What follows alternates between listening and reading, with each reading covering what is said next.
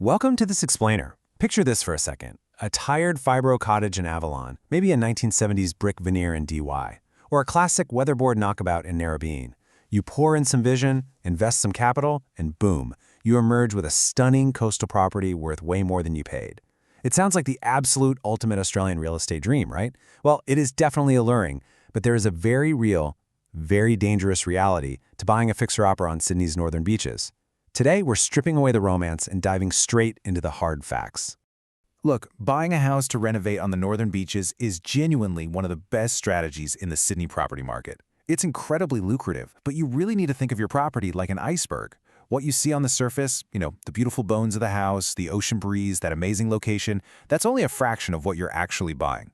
Relying on a quick walkthrough and just a gut feeling, that can lead to absolute financial disaster. If you don't do your homework, you might literally sink your entire budget on what lies beneath the waterline. So to help you navigate these waters, here is our roadmap for today. We'll start with the Northern Beaches dream, move into zoning and heritage traps, cover the structural risks of coastal blocks, dig into the environmental and legal red tape, compare an architect versus a builder, and finish up with your pre-purchase checklist. All right, part 1, the Northern Beaches dream, beautiful surface, hidden depths. Okay, let's dive into this. The Northern Beaches stretches from Manly all the way up to Palm Beach, threading through some of the most technically complicated residential land in the entire country. The strategy of buying to renovate here heavily rewards those who do their homework, but it brutally punishes those who don't.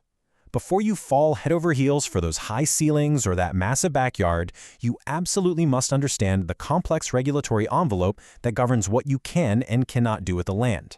You have to look past the physical bones of the house and dig straight into the local council plans. Which brings us to part 2, zoning and heritage traps. Basically, the invisible fence around your plans. Now, what's really interesting about this is the core concept of floor space ratio, or FSR. Most residential properties out here sit within an R2 low-density zone. The FSR dictates the absolute maximum allowable floor area you can build. If you buy a property where the existing house already eats up most of that allowable FSR, your dreams of a massive double-story extension are instantly over. You'll be strictly limited to internal works. It really doesn't matter how big the block looks. If the FSR is maxed out, you are legally fenced in. And then, of course, we have the heritage traps. Many buyers wrongly assume heritage listings only apply to those grand Federation mansions, but the Northern Beaches contains a huge number of heritage conservation areas, or HCAs. This is a precinct recognized for its collective character. So, even if your specific, ordinary suburban house isn't individually heritage listed, simply being inside an HCA means any external alterations, like putting in new windows or changing the roofline, require council approval. Pockets of Manly, Freshwater, and Palm Beach are heavily restricted by this. So what does heritage actually restrict? Well, it doesn't mean you can't renovate, but the rules are absolutely non-negotiable. You generally can't demolish significant elements. Any additions you make must be subservient, which is just a fancy way of saying they cannot dominate the original structure. Your materials and roof pitch, they've got to match the existing character. And most importantly, you completely lose the ability to use a fast-tracked complying development certificate. You're going to need to submit a heritage impact statement and go through a full, potentially very lengthy development application process. All right, part 3, structural risks of coastal blocks, the reality of that undulating topography. The Northern Beaches is famous for its hills, valleys, and escarpments. It's gorgeous, but those sloping blocks hide massively expensive structural issues.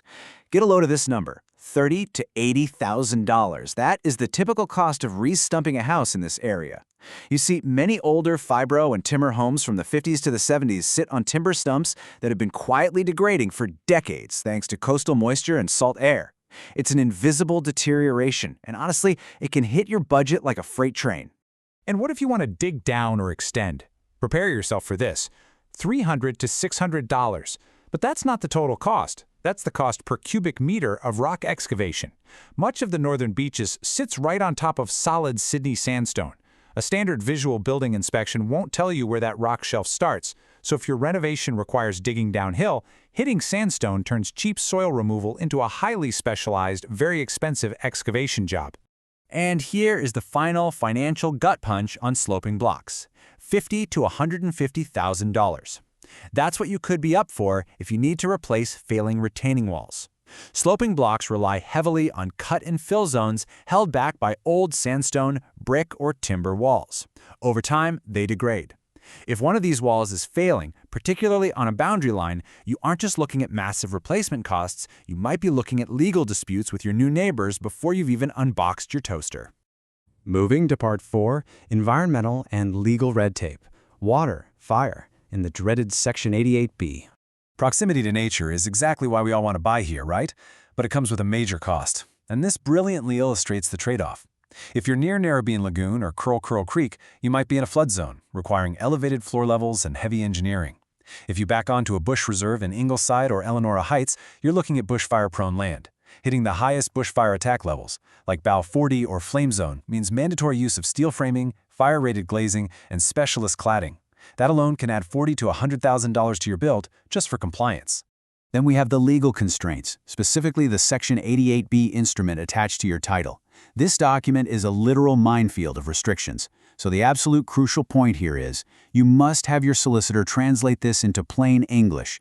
It reveals things like drainage easements, meaning water authorities might have the legal right to run pipes right through the middle of your block, a spot where you absolutely cannot build.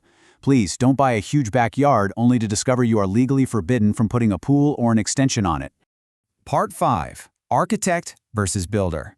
It's time to change your perspective on inspections. Relying solely on a standard builder's inspection is simply not enough for these complex properties. A builder's checklist is vital for telling you what is physically wrong with the house right now, like a leaking roof or cracked tiles. But an architect's lens, that tells you what is legally and financially possible. An architect evaluates spatial opportunity, assesses the very real DA risk with the local council, and provides true budget accuracy based on the actual scope of your vision, not just some back-of-the-envelope guess.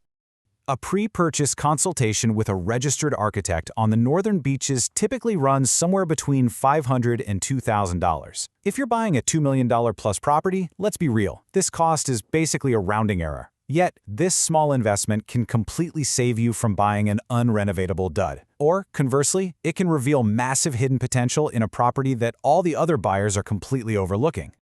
Finally, Part 6, your pre-purchase checklist. Let's empower that final decision. Here is your ultimate defense checklist before you sign any contract whatsoever. You must check the zoning, FSR, and heritage mapping up front.